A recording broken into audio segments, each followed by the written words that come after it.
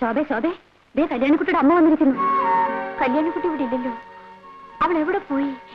ഇപ്പൊ എന്താ ചെയ്യാ?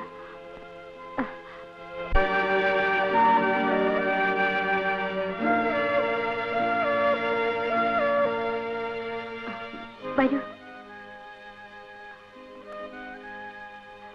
ഇരിക്കൂ. വീട്ടിൽ വിശേഷിച്ചൊന്നുമില്ലല്ലോ. ലക്ഷ്മിക്ക് സുഖമല്ലേ? അതെ. ഞങ്ങളുടെ പരീക്ഷ അടുത്താഴ്ച തുടങ്ങാണ്. അറിഞ്ഞു.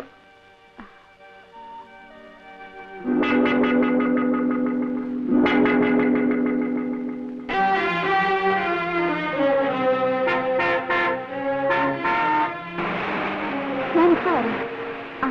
അമ്മയ്ക്ക് കുടിക്കാൻ എന്തെങ്കിലും വേണോ?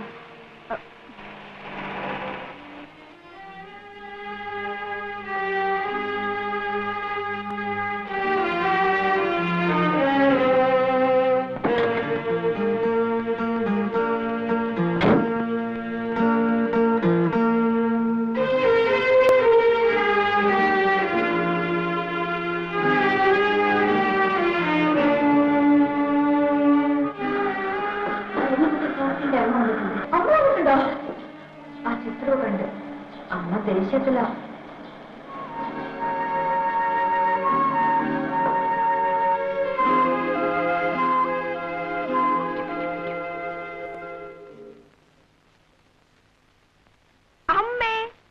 അമ്മ എപ്പോ വന്നമ്മേ?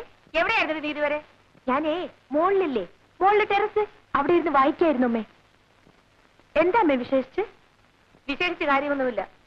നിന്നെ ഒന്ന് കാണാൻ വേണ്ടി വന്നതാണ്. എന്താണ് ഇത്? ഓ, അപ്പോ കേട്ടതൊക്കെ നേരായിരുന്നു അല്ലേ? ചുമ്മാ ഇരിക്കും അമ്മേ. ഓരോന്ന് പിള്ളേർ പറഞ്ഞുണ്ടാക്കുന്നു വെച്ച് വെറുതെ പറയുന്നതോ? അന്വേഷിച്ചറിയാൻ പറഞ്ഞിട്ട് ഇവിടെയുള്ള നിന്റെ ചെറിയച്ഛൻ എനിക്ക് കത്തയച്ചിട്ടുണ്ടായിരുന്നു. എന്താണ് നിന്റെ ഭാവം? വിവാഹമാണെങ്കിൽ എനിക്ക് വേറെ വിവാഹം വേണ്ട. ആ ക്യാപ്റ്റന്റെ വീട്ടുകാർക്ക് ഏതാണ്ട് വാക്ക് കൊടുത്ത പോലെയാ. ഞാൻ ആർക്കും വാക്ക് കൊടുത്തിട്ടില്ല. മതി പഠിച്ചത്. വേഗം പോകാൻ തയ്യാറായിക്കൊള്ളൂ. അതെ, പരീക്ഷയാ. അതിന് നീ പഠിച്ച കാര്യങ്ങളൊക്കെ പരീക്ഷയ്ക്ക് എഴുതാൻ പറ്റിയതല്ലല്ലോ. പരീക്ഷ എടുത്തു അറിഞ്ഞുകൊണ്ട് തന്നെയാണ് ഞാൻ വന്നത്. നീ പരീക്ഷയ്ക്ക് എഴുതാൻ വേണ്ട, പാസ്സാകുകയും വേണ്ട. അമ്മ ഞാൻ പറയുന്നത് കേൾക്കൂ. കല്യാണി, 10 ദിവസത്തേക്ക് ലീവിൽ എഴുതി കൊടുത്തോളൂ. സംസാരമൊക്കെ വീട്ടിൽ ചെന്നിട്ടാകാം.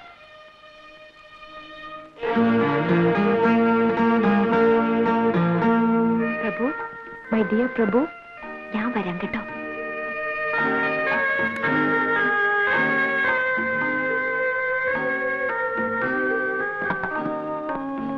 കേരടി.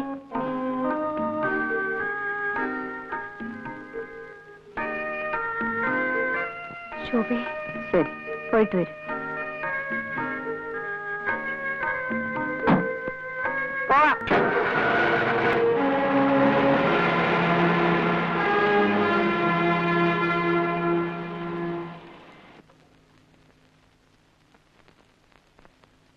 വീട്ടിൽ പോയി ചേട്ടനോട് പറഞ്ഞു കൊടുക്കൂ, ഒരു പെൺകുട്ടിയോട് നശിച്ചു.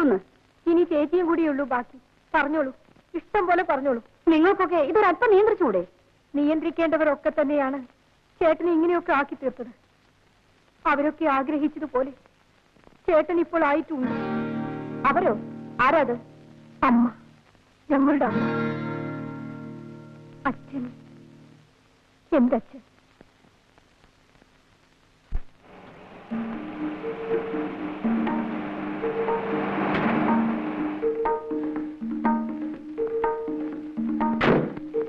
ലക്ഷ്മി എടുത്തി, ലക്ഷ്മി എടുത്തി.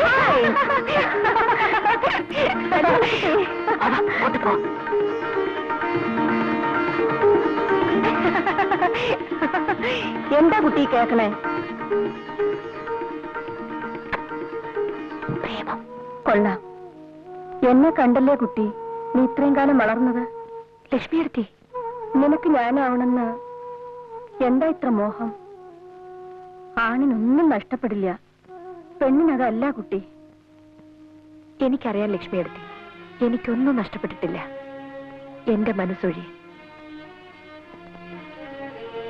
വേറെ ഏതെങ്കിലും ഒരു ചെറുപ്പക്കാരന്റെ പേരായിരുന്നെങ്കിലും അമ്മയ്ക്ക് ഇത്ര അരിശം വരില്ലായിരുന്നു.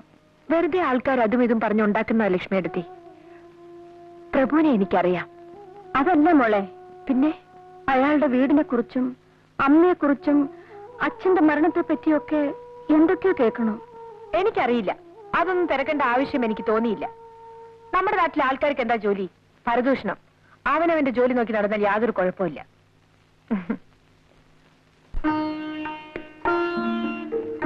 My dear Prabhu, my darling Prabhu, വേണ്ട, മൈ സ്വീറ്റ് ഹോട്ട് പ്രഭു. അമ്മ വീട്ടിൽ കൊണ്ടുവന്നിട്ടിരിക്കുകയാണ്. കിളികളെയും മറ്റും കൂട്ടിലിട്ടടക്കില്ലേ, അതുപോലെ.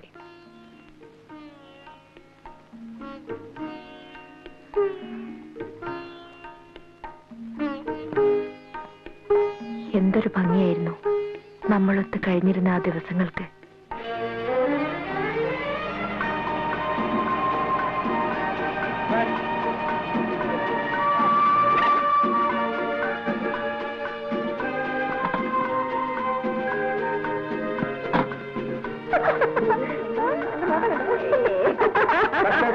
കഷ്ടം തന്നെ. എന്തായി കുട്ടികൾക്ക്? അവര് പിന്നെ എന്ത് ചെയ്യണം? ഓടിച്ചൊന്ന് മാലയിടണോ? നിനക്കതിൽ ഹീറോ ആയിരിക്കും എന്ന് പറഞ്ഞ് ഇങ്ങനെ അങ്ങ് പേടിക്കാൻ തുടങ്ങിയാൽ അത് കുറച്ച് കടുപ്പം തന്നെയാ. ഒരാൾ സിസ്റ്ററിനെ കാണാൻ ഹോസ്റ്റലിൽ വന്നാൽ ഇങ്ങനെയാണോ പെരുമാറേണ്ടത്? അങ്ങനെ അങ്ങ് ആളെ പിടിച്ച് നിന്ന ആളാണോ? ഞാനൊന്ന് നോക്കട്ടെ. കല്യാണി, കല്യാണി,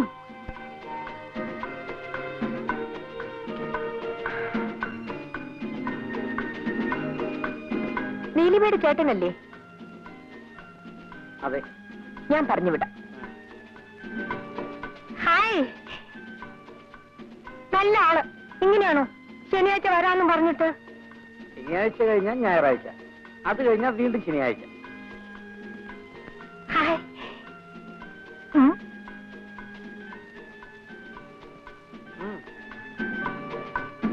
താങ്ക്സ്.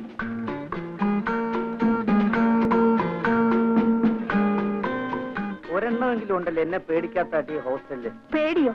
ചേട്ടന് കല്യാണിക്കുട്ടിയെ അറിയാഞ്ഞിട്ടാണ്.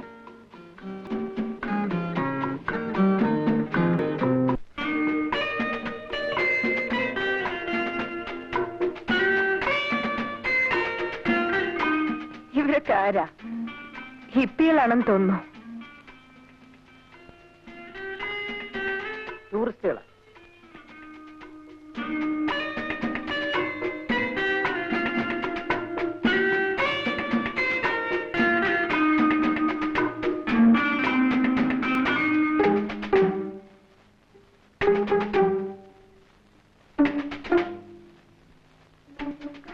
ഇതെല്ലാം ചില പഴയ ടെക്നിക്കുകളാ. ദേ, നാടൊട്ട് ചീത്തപ്പേരുള്ള ആളാ.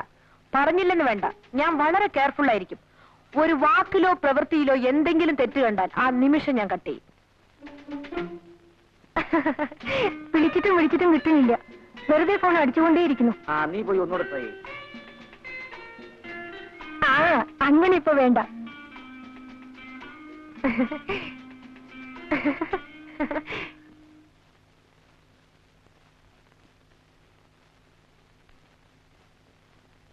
എന്തൊരു കിടപ്പാടി ഇത്? എഴുന്നേറ്റ് മര്യാദയ്ക്ക് കിടക്ക്. അധിക പ്രസംഗം.